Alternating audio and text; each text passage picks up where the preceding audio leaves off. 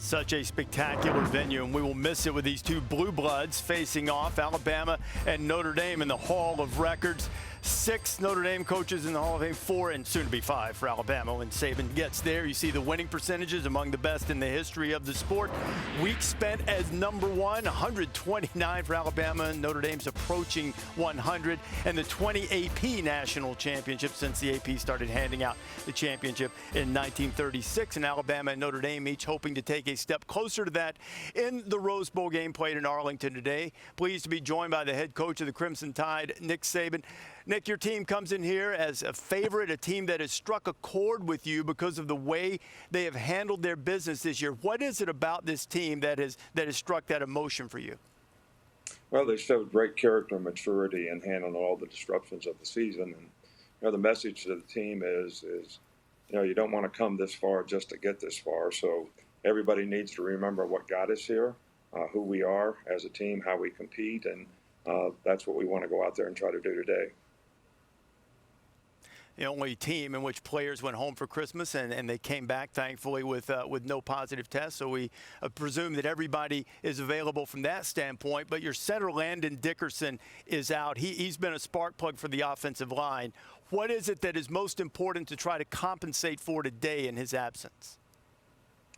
Well, I don't think you can replace, Landon. He's such a great leader, and he's sort of the spirit of the offensive line in terms of how they've developed and how they've played all year, which has been really, really well.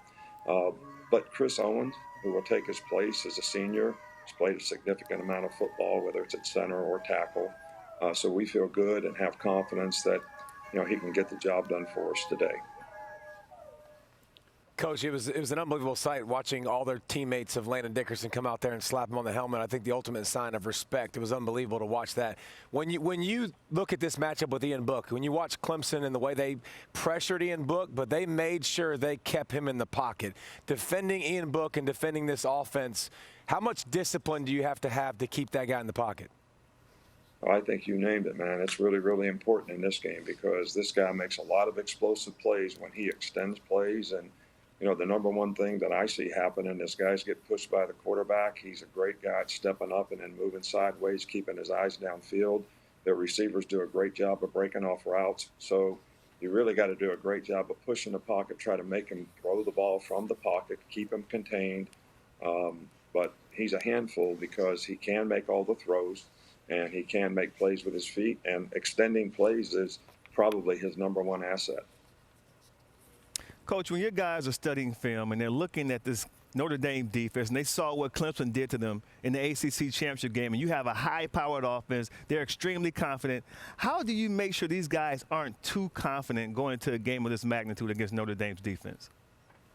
Well, I think we have a lot of respect for Notre Dame's defense. They play hard. They're very tough. They're physical. They've got a good scheme. They present lots of problems for you, and some of their pressures and things that they do on third down. So, our guys know that they have to stay sort of zeroed in, and it's important that we can control the tempo of the game on offense by how we play on offense. And, our players have been pretty good about that. But, it doesn't really matter what you've done to this point. This is like Game 7.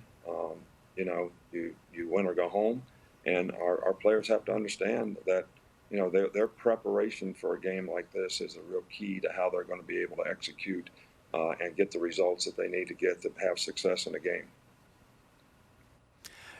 Nick, we appreciate you spending time with us this morning. It's game morning. What's the next thing you'll do with the team as soon as you leave our talk here?